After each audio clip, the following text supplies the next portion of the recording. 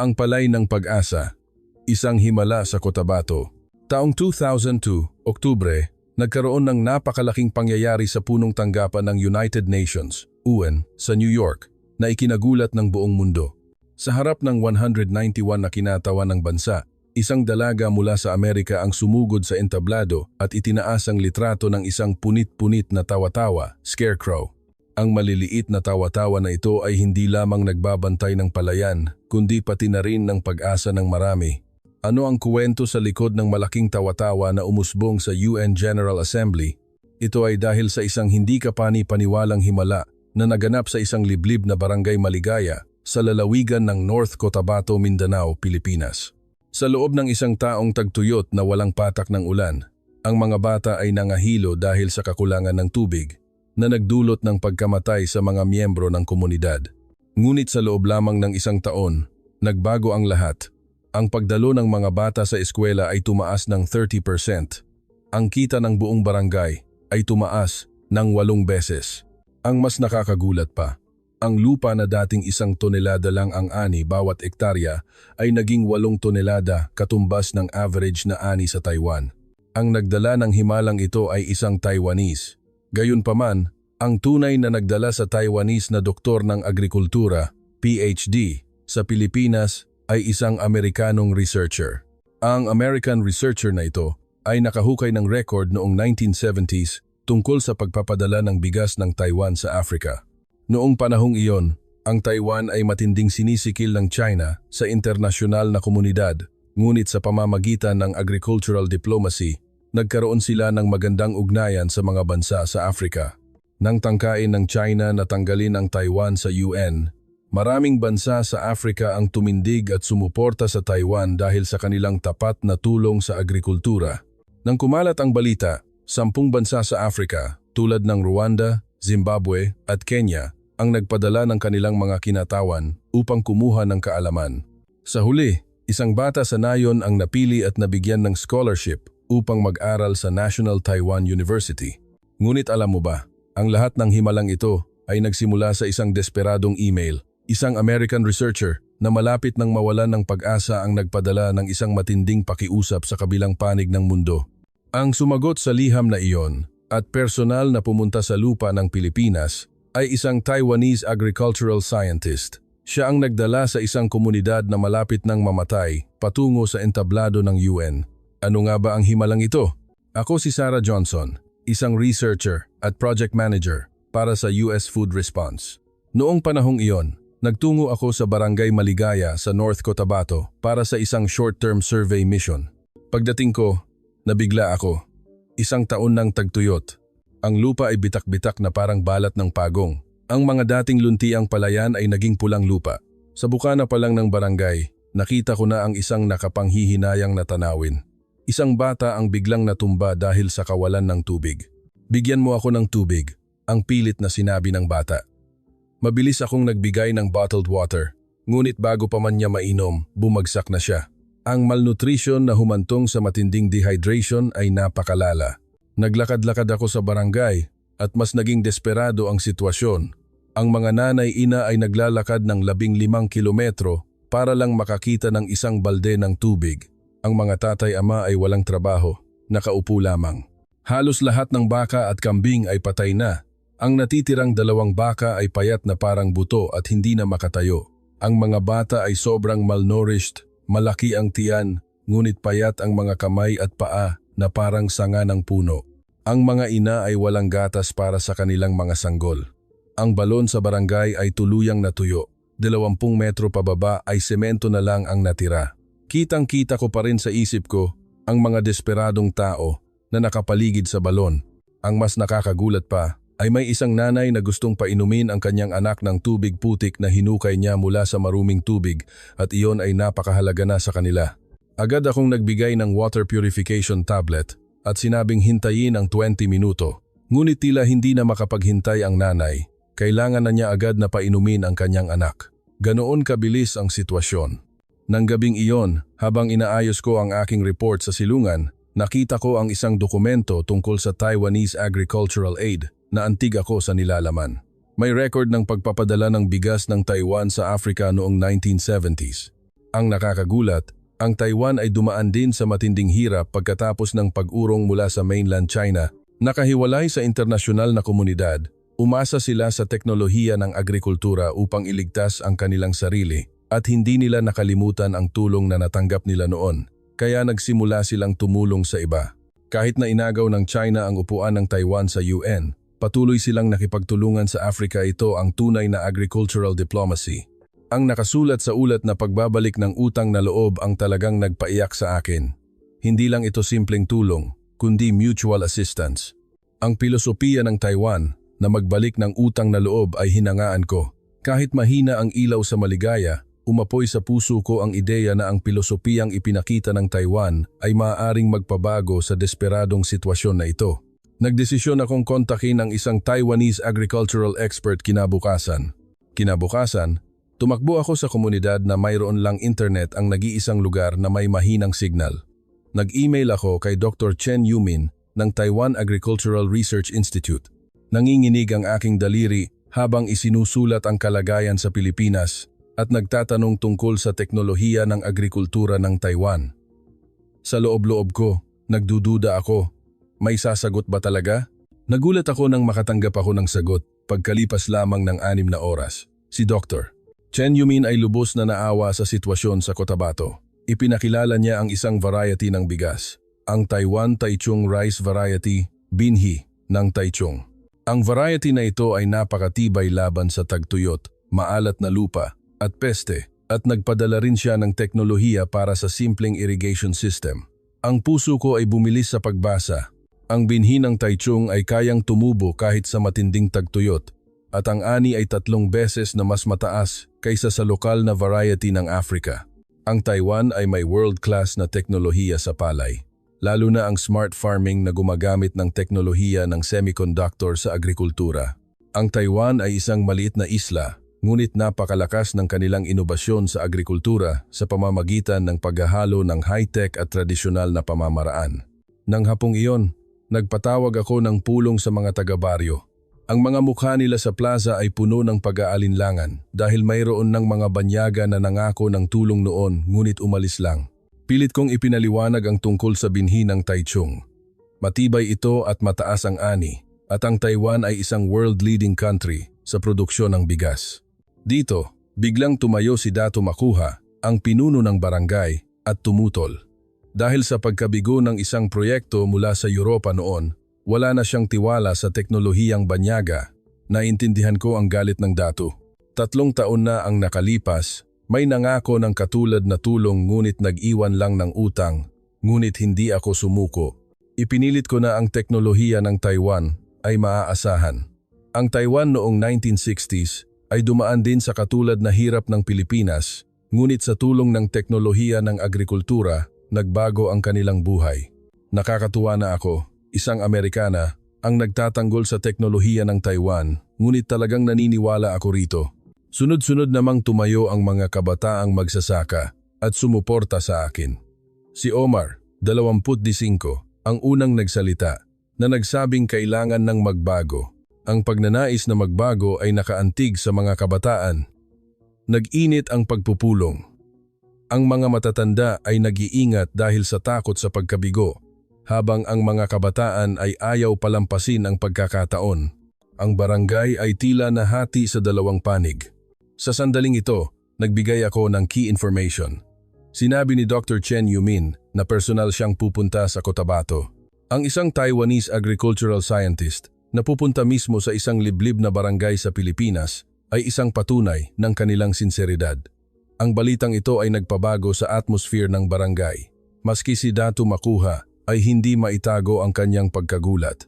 Lahat ng banyaga na dumaan ay sa kapital lang nagpupulong at umuuwi na. Ang mga nag-aalinlangan ay nagsimulang magbukas ng isip. Sinabi rin ni Dr. Chen Yumin na ipapadala niya ang disenyo ng simpleng irrigation system. Ang balitang ito ay nagbigay ng malaking pag-asa. Sa sitwasyong kulang na kulang sa tubig, ang teknolohiyang ito ay napakahalaga. Sa wakas, nagkaroon ng botohan. Ang mga taga-baryo ay isa-isang naghulog ng bato upang magbigay ng kanilang boto. Puting bato para sa pabor, itim na bato para sa tutol. Ito ang tradisyonal na paraan ng botohan ng barangay. Ang proseso ay napakatensiyon. Bawat pagbagsak ng bato ay nagpapakaba sa puso ko. Karamihan sa matatanda ay naghulog ng itim na bato. Ang mga kabataan ay puting bato. Ang mga nasa edad ang nagpasya. Ang resulta, 10 laban sa 11. Pumasa ito sa isang boto lang. Nakaluwag ako ng hininga. Si Dato Makuha ay malungkot, ngunit sinabi niyang rerespetuhin niya ang demokrasya. Ngunit may kondisyon, 1 hektarya lang ang pahihintulutan. Nang gabing iyon, nagpadala ulit ng mensahe si Dr. Chen Yumin. Darating siya sa loob ng 2 linggo. Ang tunay na kooperasyon ay nagsisimula na. Pagkalipas ng 2 linggo, dumating si Dr. Chen Yumin sa Maligaya. 8 oras na bumpy ride mula sa airport, ngunit hindi ito inalintana ni Dr. Chen. Ang mga taga-baryo ay naantig iba talaga siya sa mga banyaga noon. Agad na nagtrabaho si Dr. Chen. Nakalimutan niya ang pagod sa biyahe. Nag-analisa siya ng lupa, sinukat ang salinity ng tubig. Ang pinakamaganda ay nakipagtulungan siya sa mga bata sa barangay sa pagtatanim ng binhi ng Taichung. Ang mga buto na ito ang magiging pag-asa ninyo, sabi ni Dr. Chen na nagpadilim sa mga mata ng mga bata. Tinuruan niya ang mga bata sa paraan ng pagtatanim, kung gaano kalawak ang pagitan, kung gaano kalalim ang butas, lahat ay detalyado. Kasabay nito, nagsimula na rin ang simpleng water storage tank. Ayon sa design na dala mula sa Taiwan, ang mga kalalakihan sa barangay ay nagtayo ng istruktura gamit ang lokal na materyales. Simple lang ang istruktura, ngunit napaka-epektibo. Nagulat ang mga taga-baryo sa paliwanag ni Dr. Chen. Ang disenyo ng imbakan ng tubig ay kayang gamitin kahit sa tagtuyot. Ang teknolohiya mismo ay napakaganda. Nang matapos ang pilot field na 1 hektarya, ang buong barangay ay pumunta upang tingnan. Iba ito sa lahat ng nakita nila. Malinis ang palayan at ang water supply system ay napaka-epektibo. Ang simpleng irrigation na gawa sa teknolohiya ng Taiwan ay kahanga-hanga. Dumating ang pinakamahalagang sandali, ang pagtatanim ng binhi ng Taichung. Magkasamang nagtanim si Dr. Chen at ang mga bata, sunod-sunod maingat. Nang makita ko ang eksenang iyon, naantig ako. Ganito ang tunay na kooperasyon sa pagitan ng mga bansa. Pagkalipas ng 2 linggo, naganap ang himala. Patuloy pa rin ang tagtuyot, ngunit ang binhi ng Taichung ay tumubo. Nagtipon ang mga taga-baryo at nagulat sila. Ang ibang pananim ay patay na, ngunit ang binhi ng Taichung ay luntian at talagang tumutubo. Paano nangyari ito? Ang naririnig kong tanong. Ang atensyon ay tumaas ng husto. Ang mga dating nagdududa ay napalitan ng kuryosidad at pag-asa. Maski si Dato Makuha ay nahuli kong patagong tumitingin sa palayan. Araw-araw, binabantayan ni Dr. Chen ang palayan at tinuturuan niya ang mga taga-baryo kung paano ito pangasiwaan. Pagdidilig, pag-aalis ng damo, pagpigil sa peste, lahat ay detalyado. Ang teknolohiya ng agrikultura ng Taiwan ay direktang ipinapasa sa mga Pilipino. Nagbago ang atmosphere ng barangay. Ang mga nagdududa ay nagsimulang magkaroon ng pag-asa nang makita ang paglaki ng palay. Ang tiwala sa teknolohiya ng Taiwan ay dahan-dahang nabubuo. Noong kalagitnaan ng Hunyo, nagkaroon ng malaking krisis. Sinalanta ng mga balang at mga uod ang barangay. Ang mga balang at uod ay parang itim na ulap na lumalamon sa mga luntiang halaman. Natakot ang mga taga-baryo. Ang dating variety ng bigas ay namatay sa loob ng 1 araw. Ganoon din ang ibang pananim, mais, beans, kamote, lahat ay kinain. Ngunit ang himala ay nangyari. Ang binhi ng Taichung lang ang nanatiling matibay. Mayroong kaunting pinsala, ngunit hindi ito namatay. Kinaya nito, sabi ni Dr. Chen. Ang pest resistance ay nagkatotoo. Nagtipon ang mga taga-baryo at nagulat sila. Ang lahat ay patay, ngunit ang binhi ng Taichung ay buhay, parang isang himala. Maski si Dato Makuha ay hindi na maitatanggi ito. Ito ang ginawa ng mga bata sa barangay. Kasama nila ako. Gumawa kami ng maliliit na tawa-tawa gamit ang lumang damit at dayami. Ang mga bata ay malikhain. Bawat tawa-tawa ay may sariling personality. Ang kanilang inosenteng tinig ay nakaantig. Binabantayan namin ang palay. Ang mga tawa-tawa ay nakatayo sa tabi ng palayan, kumakaway sa hangin, parang maliliit na guwardiya na nagbabantay sa palay. Matapos ang pananalanta ng peste, nagbago ang binhi ng Taichung. Nagsimula itong magbunga ng maliliit na bulaklak. Ang buong palayan ay naging light green Kinaya ng binhi ng Taichung ang tagtuyot at atake ng peste at sa wakas, nagbunga ito. Ang mas nakakagulat na natuklasan ko, nagbago ng husto si Datu Makuha. Isang umaga, nakita ko si Datu Makuha na nag-iisa sa palayan. Palihim siyang nag-aalis ng damo at nagdidilig ng tubig nang walang nakakakita. Nang makita niya ako, nahiya siya, ngunit nagbigay ng isang ngiti. Matagal na siyang naghihintay sa tagumpay ng binhi ng Taichung. Nakita ko ang tawa-tawa na kumakaway sa hangin at naintindihan ko ang teknolohiya ng Taiwan at ang pagkamalikhain ng mga bata ay nagsama-sama at nagbigay ng tunay na pag-asa. Ang pest resistance ng binhi ng Taichung at ang mga tawa-tawa na gawa ng mga bata ay sama-samang nagbabantay sa palayan. Habang lumalaki ang palay, nagbago rin ang atmosphere ng buong barangay. Ang mga mukha ng lahat ay mas maliwanag at ang mga tawa ng bata ay maririnig. Ang tawa-tawa ay hindi lang nagtataboy ng ibon, naging simbolo ito ng pag-asa. Pagsapit ng Hulyo, ang binhi ng Taichung ay namunga, na kulay ginto at napakaakit. Lahat ay naghihintay sa pag-ani. Ang teknolohiya ng Taiwan ay ganap na napatunayan. Pagsapit ng Oktubre, sa wakas ay inani na ang palay. Ang buong barangay ay nagsasaya. Lahat ay curious kung gaano karaming bigas ang makukuha sa maliit na 1 ektaryang palayan. Maagang nagtipon ang mga taga-baryo. Muling lumipad si Dr. Chen Yumin mula sa Taiwan. Sinabing gusto niyang masaksihan ang pag-ani. Naantig ang mga taga-baryo sa pagdating muli ni Dr. Chen. Wala pang banyaga na bumalik para lang makita ang resulta. Nagsimula na ang pag-ani. Gumamit ang mga tatay ng sangkoy, sickle, para putulin ang palay. Ang mga gintong bigas ay napuno sa mga basket. Maingat namang dinala ng mga bata ang tawa-tawa, tumutulong sa mga matatanda. Dumating ang pinakamahalagang sandali, ang pagsukat ng ani. Sa harap ng buong barangay, inilagay ang bigas sa timbangan. Ang numero ay tumataas ng mabilis.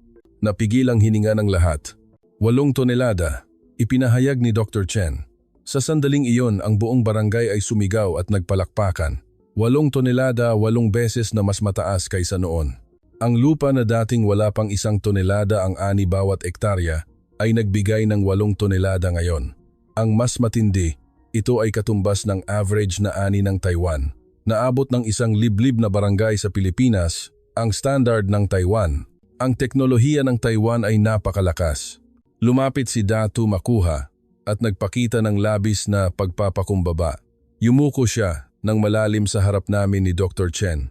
Nagkamali ako. Humihingi ako ng tawad sa pagdududa ko sa Taiwan. Ang pag-amin ng Datu sa harap ng lahat ay hinangaan ng mga taga-baryo. Ang lahat ng pag-aalinlangan ay nawala. Nang gabing iyon, nagkaroon ng malaking fiesta sa barangay. Gumawa sila ng pagkain gamit ang bigas mula sa 8 tonelada. Ang mga bata ay kumanta at sumayaw sa paligid ng tawa-tawa. Napakasarap ng lasa ng kanin na matagal na nilang hindi natikman. Mabilis na kumalat ang balita. Dumating ang mga reporter ng lokal na TV at mga kinatawan ng UN. 8 beses na mas mataas kaysa sa average ng Africa ang ani ay napakaganda. Ang lahat ay interesado. Hindi lang ito tagumpay sa agrikultura, kundi isang modelo ng tunay na kooperasyon sa pagitan ng Taiwan at Pilipinas. Ang salita ng kinatawan ng UN ay labis na nagpagaan sa aking loob. Taiwan, USA, Pilipinas magkakaibigan. Ang teknolohiya ng Taiwan ang nagdala ng himalang ito bago umalis si Dr. Chen. Nangako siyang magbibigay pa ng mas maraming suporta sa teknolohiya. Ang paraan ng pagtatanim ng binhi ng Taichung ay ipinasa sa ibang barangay. Nang gabing iyon, tinitingnan ko ang tawa-tawa sa palayan at nag-isip, ang teknolohiya ng Taiwan at ang pagnanais ng mga Pilipino ay nagsama-sama at nagdala ng himala. Sa likod ng 8 beses na ani ay ang pawis at pag-asa ng maraming tao. Pagkatapos ng anihan, nagbago ang buhay ng barangay. Nagtatag ako at ang mga nanay ng barangay ng Agricultural Cooperative. Hindi lang bigas, kailangan ng sustainable development. Ang mga nanay ay naging active. Ang agrikultura ay laging pinamumunuan ng mga lalaki noon, ngunit sa tagumpay ng binhi ng Taichung, nagsimulang magsalita ang mga nanay, lalo na si Nanay Nena, asawa ni Omar, ang namuno. Ang unang proyekto ng kooperatiba, School Feeding Program. Ang bahagi ng 8 tonelada ng bigas ay ibinigay sa eskwela. Ang layunin, Makapag-aral ang mga bata kapag hindi sila nagugutom. Ngayon, ang mga bata ay hindi na nagugutom at nag-aaral, sabi ni Nanay Nena.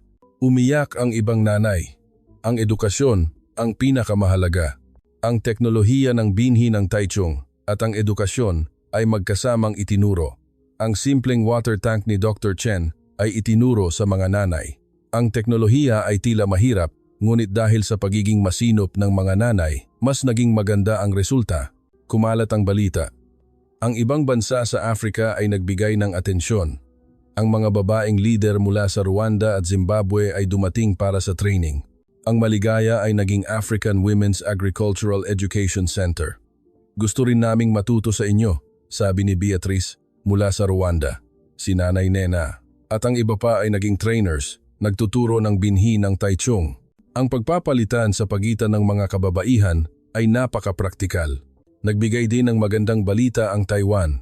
Inanunsyo ng Agricultural Research Institute ang Sustainable Rural Support Program na gagamitin ang tagumpay ng maligaya bilang batayan upang palawakin ang teknolohiya. Regular na bumabalik si Dr.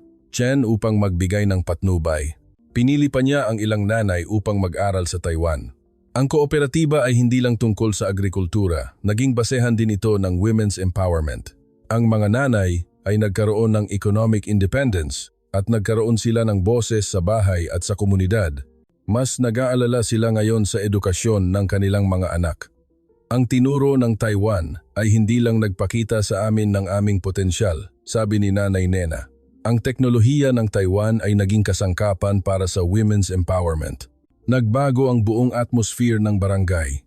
Ang mga nanay ay nagsasalita ng may kumpiyansa at nirerespeto sila ng mga tatay. Ito ang tunay na community development. Sa pagtatapos ng taon, ang school attendance rate ay tumaas ng 30%. Ang nutrition ng mga bata ay bumuti.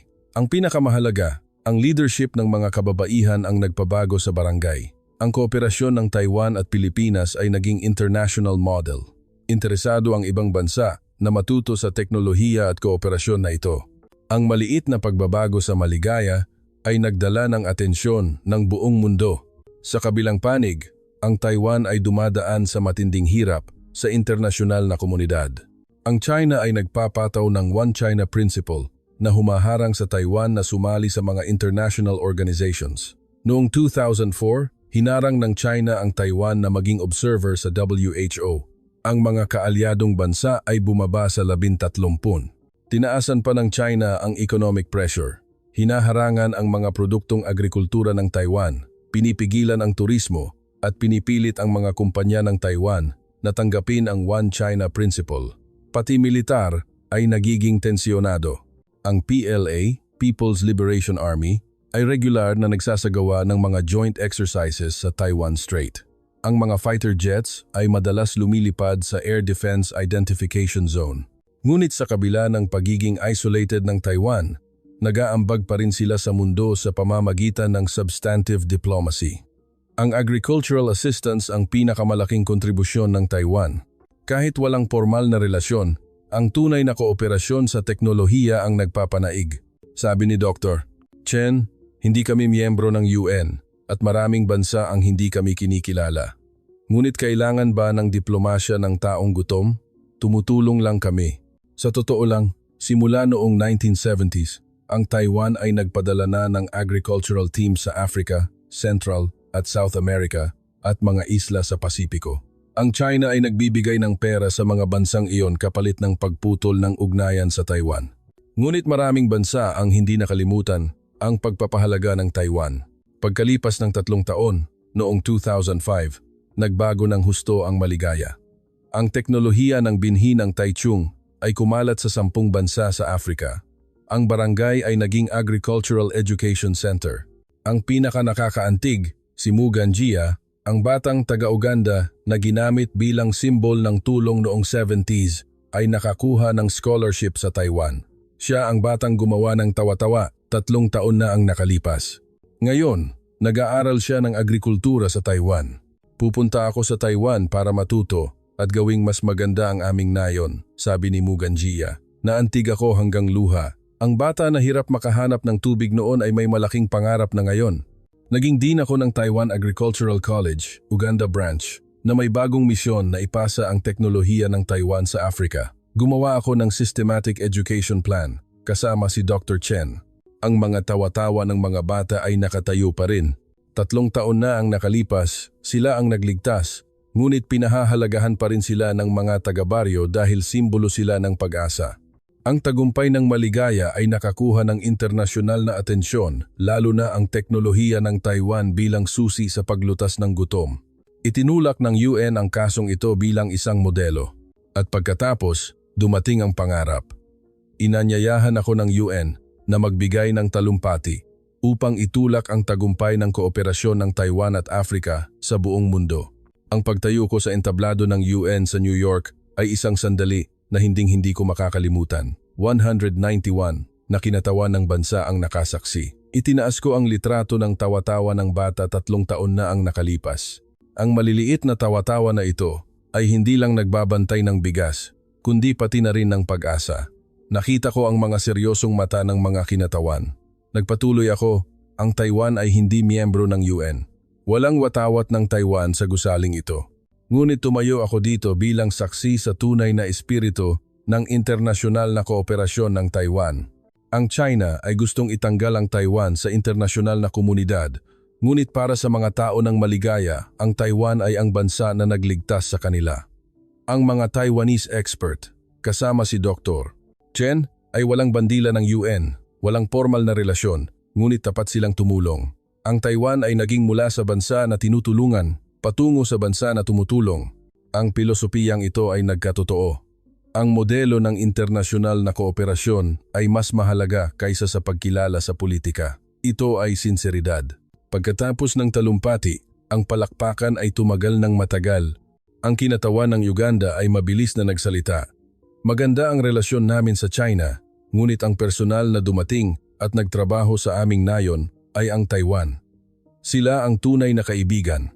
Ang kinatawan ng Kenya ay nagpatunay din.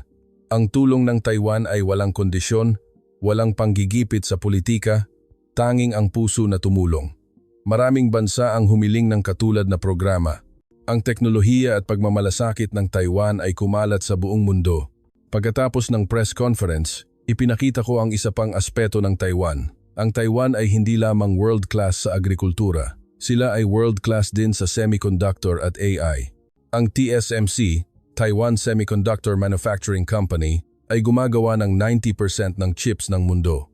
Kung wala ang Taiwan, hihinto ang modernong sibilisasyon.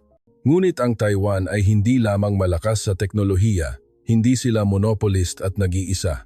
Nagbabahagi sila, tulad ng nakita natin sa Maligaya tumutulong sa mga pinakanangangailangan, tinanong ng reporter. Dahil sa banta ng China, nagagamit ng puwersa kung magdeklara ng kalayaan ng Taiwan, ano ang nakikita mong kinabukasan ng Taiwan? Sumagot ako, hindi ako politiko, ngunit sigurado ako, ang mundo ay tumatakbo sa kabutihan, hindi sa puwersa. Ipinakita ng Taiwan na ang isang maliit na bansa ay maaaring magbigay ng tunay na kontribusyon sa mundo. Hindi ko makalimutan si Mugan Jia. Nag-aaral siya ng bioagriculture sa National Taiwan University at kasama ang Taichung Variety Team.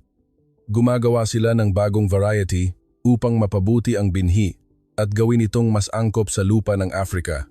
Sabi ni Mugan Jia, hindi ko malilimutan ang pag-antig ko sa pagdating sa Taipei. Malinis, mabait ang mga tao. Ang pinakamahalaga, ako ay taga-Africa, walang nagdiskrimina. Pantay ang pagtrato sa akin ng mga Taiwanese. Sumulat siya sa barangay sa harap ng Taipei 101. Ang Taipei ay may matataas na gusali at advanced technology, ngunit ang tunay na kagalingan ng Taiwan ay ang init ng kanilang puso. Si Datu Makuha ay isa ng hardcore fan ng teknolohiya ng Taiwan. Itinataguyod niya ang binhi ng Taichung sa ibang datu. Ang pag-aalinlangan, 3 taon na ang nakalipas ay wala na. Ang Barangay Maligaya ay naging sacred land ng agricultural innovation sa Pilipinas. Bawat taon, daan-daang expert ang dumadalaw. Kapag nakikita nila ang tawa-tawa ng mga bata, naantig sila.